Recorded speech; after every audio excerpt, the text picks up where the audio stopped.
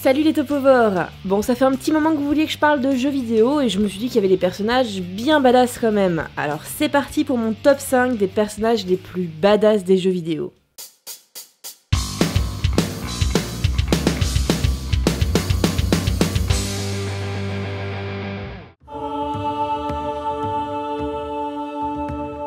Quand l'humanité est en danger et qu'une race d'aliens bizarroïdes tente par tous les moyens de mettre le feu aux poudres, je ne saurais trop vous conseiller que de faire appel au guerrier des temps modernes le plus badass, la force tranquille, John Spartan. Et non, je ne parle pas de Stallone dans Demolition Man, mais bien du Major John 117, un guerrier modifié génétiquement afin de rejoindre les Spartans, une unité d'élite de soldats aussi bourrin que redoutable. Master Chief, comme on l'appelle également, c'est un peu un de ces super-héros de cinéma qui ne parle pas beaucoup et qui préfère une grosse baston à un bon discours. Dans Halo, sorti en 2002 en Europe, les Terriens sont en guerre contre une race extraterrestre, les Covenants, qui cherchent à détruire l'humanité. Au début du jeu, on découvre alors Master Chief à bord d'un vaisseau humain poursuivi par les vilains aliens. Et en tentant de leur échapper, les humains se crachent sur une mystérieuse structure en forme de halo. Avec l'aide de l'intelligence artificielle du vaisseau, Cortana, le Major retrouve les survivants de l'épave afin d'organiser la résistance, défonçant tous les Covenants sur son passage. Durant le reste de l'aventure, il ratatine des vagues de parasites échappés de la structure,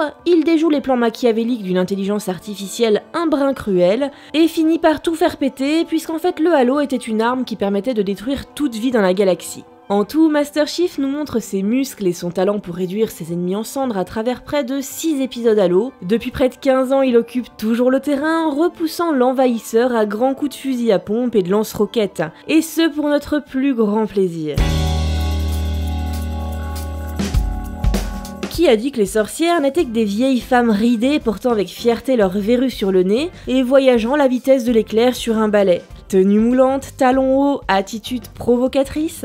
Et oui, avec Bayonetta, on est bien loin du cliché de la vieille sorcière et on se rapproche bien plus de celui de la femme fatale. Après avoir créé la célèbre licence Devil May Cry, dans lequel un autre héros bien badass, Dante, lutte contre les forces du mal, le créateur Hideki Kamiya voulait créer un autre personnage marquant et tout aussi habile avec une paire de flingues. Ainsi est née Bayonetta, une sorcière maîtrisant les pouvoirs d'Umbra, les forces des ténèbres, et allant joyeusement étriper les lumens, les sages de la lumière.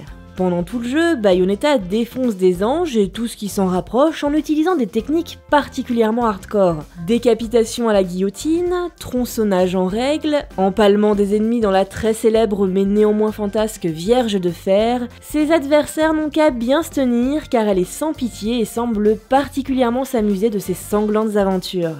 On peut d'ailleurs constater que Bayonetta, c'est un peu l'opposé de Dante dans Devil May Cry. Ce dernier est carrément ténébreux, il est accompagné d'une musique violente et sombre, alors que pourtant il se bat contre les forces du mal qui sont clairement identifiées comme celles de l'enfer dans notre monde. A l'inverse, Bayonetta est toujours d'humeur joviale, souriante, elle est accompagnée de pop-rock énergique ou de jazz endiablé, alors qu'elle combat contre des anges assimilés dans notre culture comme les forces du bien. Pourtant, ils ont tous les deux de nombreux points communs, à commencer par le fait qu'ils sont tous les deux issus d'une union illégitime, entre une sorcière d'Umbra et un sage lumen pour Bayonetta, et pour Dante entre le démon Sparda et une humaine, voire un ange dans certaines versions. Ils ont également une passion commune pour les armes de poing et œuvrent au maintien de l'équilibre entre les trois royaumes des humains, des démons et des anges. Bref, deux héros totalement badass pour le prix d'un. Qui dit mieux ?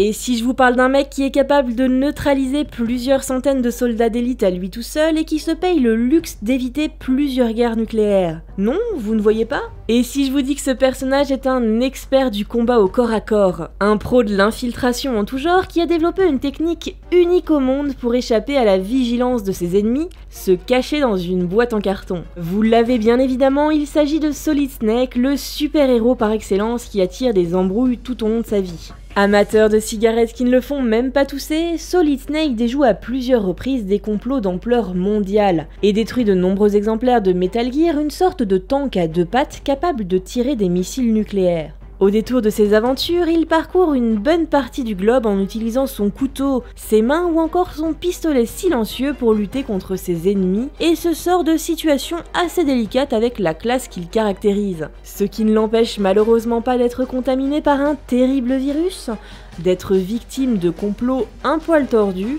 et d'en prendre pas mal dans la tête. Dans sa lutte contre le terrorisme, il ira jusqu'à quasiment tuer son propre père biologique, Big Boss, qui lui aussi était un bon gros badass puisqu'il était considéré comme le plus grand soldat du XXe siècle. Autant dire que l'art du combat, ça doit lui couler dans les veines au Solid Snake. Quand les galaxies s'ouvrent aux échanges entre les mondes, ça donne un univers dans lequel de très nombreuses espèces vivent en harmonie. Ou pas. Si la Fédération Galactique est créée pour maintenir un semblant de paix entre toutes les espèces intelligentes, certains ne jouent pas vraiment dans la même cour que les autres. Ainsi, les Chozos offrent leur technologie au peuple primitif afin qu'ils puissent évoluer.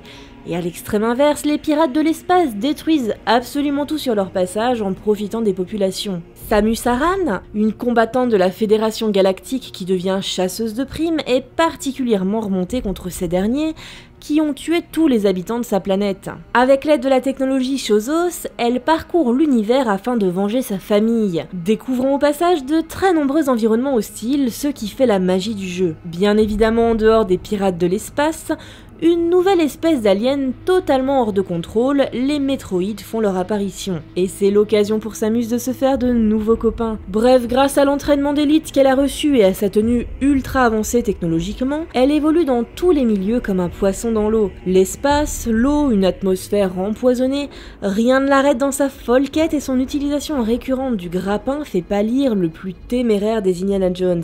Les ennemis qui se dressent devant elle ne peuvent que goûter à ses nombreux types de missiles, de rayons et d'attaques spéciales, et on peut imaginer leur surprise lorsque la belle utilise la capacité de morphine de sa combinaison pour se transformer en boule. Oui, en boule, une astuce qui lui permet de filer plus vite que le vent, de se déplacer dans des endroits très étroits, et à l'occasion de lâcher une petite bombe sur la tête d'un méchant pas beau. Pour résumer, Samus c'est un peu un couteau suisse au service de la justice et de la préservation de l'univers. Sauf que dans cet univers, la Suisse n'existe pas.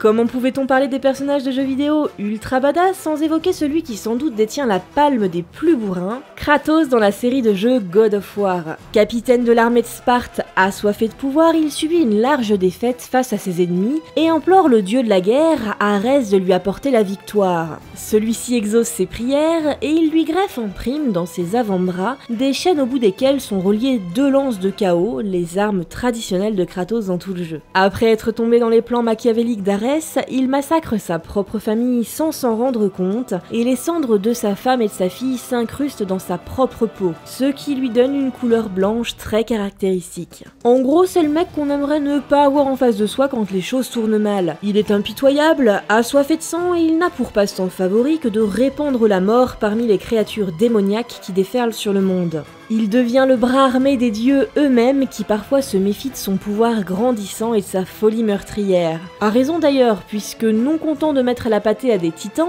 Kratos tue carrément Arès avec la complicité d'Athéna, devenant ainsi le dieu de la guerre en personne. Et puisque ça ne lui suffit pas, il continue sur sa lancée et fait trépasser quelques dieux supplémentaires, dont celui qui est finalement reconnu comme son père, le roi de l'Olympe, Zeus. Pour résumer le personnage, donc, il tue tout ce qui bouge dans sa folie vengeresse et finit même par se suicider. Un grand appel au partage, à la tolérance et à l'amour, n'est-ce pas ? Et voilà, c'est fini. J'espère que l'épisode vous a plu. Alors bien évidemment, il n'y a que 5 personnages, donc si vous voulez en rajouter, eh bien vous pouvez le faire en commentaire. Vous pouvez aussi me rejoindre sur Facebook, sur Twitter, vous pouvez partager l'épisode pour faire connaître mon travail. Et puis j'ai aussi un Tipeee si vous avez envie.